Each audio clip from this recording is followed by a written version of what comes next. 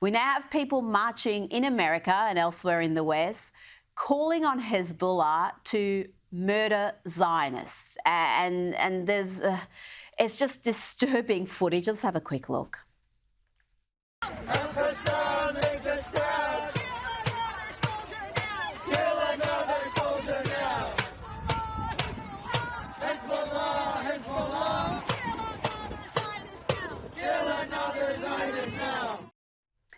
And I also want to get your reaction, Douglas, to what we've seen unfold after the rescue of those 4 hostages. So much criticism of Israel's tactics and the alleged collateral damage from the rescue mission.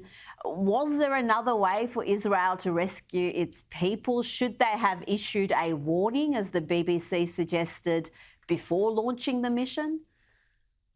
It's amazing. First of all, on the Hezbollah people, just notice again, like the KKK, these people don't have the confidence to show their faces. Isn't it interesting that they're calling for support for a genocidal terrorist organization, but weirdly they cover their faces? Maybe they're not so sure of their views. Maybe they're not so proud of them. Maybe they know that Mummy wouldn't be so proud of them. Who knows? As for the sort of the raid this week, much of the media reported it as the release of 4 Israeli hostages. They weren't brave Israelis who are superbly trained went in and freed and rescued these poor 3 men and 1 woman.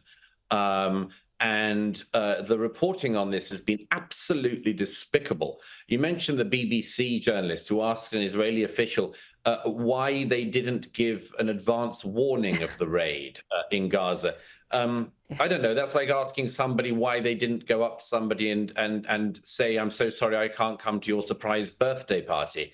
I mean, the whole point of a raid like this is that it's a surprise, and the reason is that if you'd have given advance warning to Hamas in Gaza, then the hostages would most likely have been killed or spirited away to a tunnel that Hamas has built at all of our expense in the West.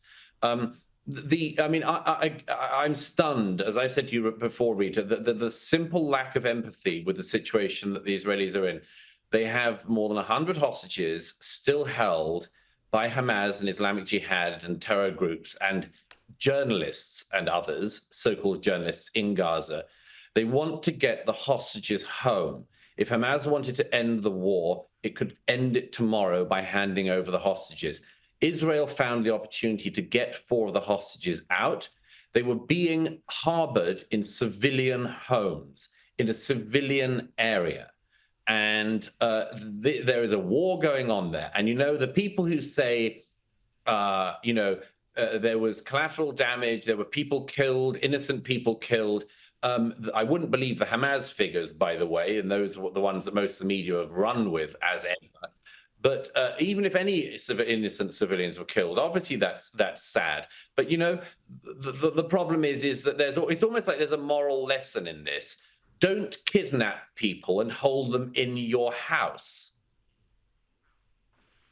Yeah, that is a good lesson. That would reduce your chances of being involved in something like this. Before you go, I'm interested in your take on this debate that's happening online. A poll from 2023 is causing a great deal of debate among atheists, many of them embarrassed by the results. The poll found that atheists are more likely to support minors undergoing gender transition than any other religious belief. And only 1 in 3, Douglas, of atheists support a ban on transitioning minors. How can that be when atheists, that I am one, were supposed to hold science-based, evidence-based beliefs? And I have trouble reconciling that with these results. Well, you know, Rita, I don't think that anyone has, or any one group has a sort of prerogative on reason and rationalism.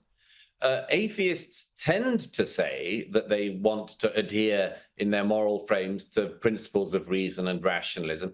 I would simply say that this is a demonstration of something we've seen many times before, which is that the most reasonable and rational people can sign up to the most unreasonable and irrational cults. The gender woo-woo transition cult is one of the cults of our time. In previous ages, some of these people would have tried to work out how to turn base metals into gold. But we don't live in an age of alchemy. We live in the age of bizarre transition surgery where cack-handed and wicked surgeons try to turn boys into girls and girls into boys. And they have as much success as alchemists did in the past. I'm very sorry for atheists who've fallen for this. But I would say that it should be a warning to them that actually, even if you make reason and rationalism your gods, you may fail to live up to your ideals. And these people in that poll, Rita, most certainly have failed to live up to those ideals. Douglas Murray, it's always a pleasure. Thank you for your time this evening. Great pleasure. Thank you.